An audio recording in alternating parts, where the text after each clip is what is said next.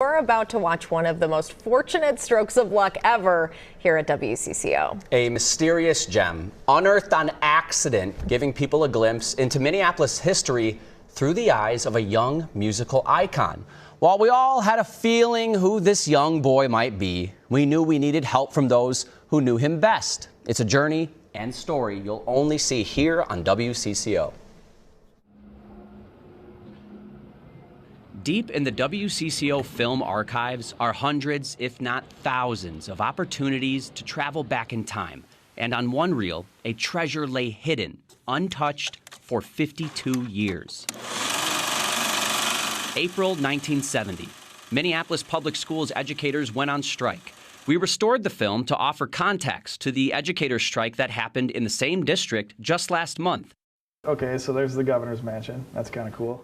Matt Liddy is WCCO's production manager. I grew up in Minneapolis, so all I cared about was looking at cool old buildings from the place I grew up.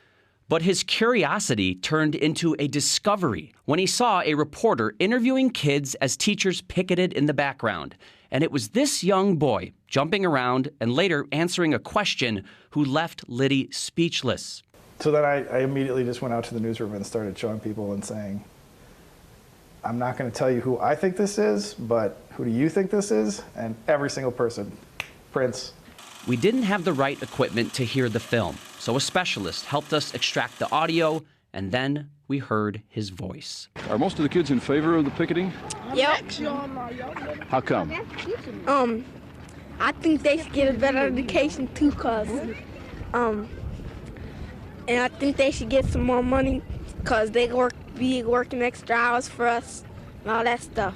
Our excitement was palpable, but we did not get him saying, I'm Prince Nelson. Cue our investigation. And that's all I feel. My name is Ronnie Kitchen. We gotta find him, Ronnie Kitchen. Surely he could confirm our quest. Hi, this message is for Ronnie Kitchen. But the phone numbers and addresses we found were dead ends. You hear something in the background, but there's no one there. How about a picture? A yearbook photo showing Prince as a 5th grader popped up online. He would have been 10 or 11 in this picture, and he would have been 11 during the strike, which is when that interview happened. We needed an expert. I just heard back from Kristen. She's a historian when it comes to Prince. A dedicated fan. They called him Skipper. Yeah. Who used her professional research skills to piece together the Purple One's life. I've written a big document sort of outlining his historic journey from Minneapolis' north side to Paisley Park and the world. Kristen Schamler says videos of Prince as a preteen are almost non-existent. Until now. She's seen the clip here for the first time. Yeah. Oh, I think that's it, definitely. Oh my gosh. Yeah, and this definitely looks like Lincoln Junior High School, where he would have been attending school in April of 1970. Jamler then showed us what is believed to be a 6th grade picture of Prince, the same school year of the strike. Yeah, there's so much in his mannerisms and his eyes and everything, but it looks like him. Despite the evidence, we still needed someone who knew Prince as a kid. Jamler connected us with Terrence Jackson. We go back as far as kindergarten at John Hale Elementary in North Minneapolis. A childhood friend and neighbor who was also in Prince's first band, Grand Central, when they were teenagers. Oh my God, that's Kitchen.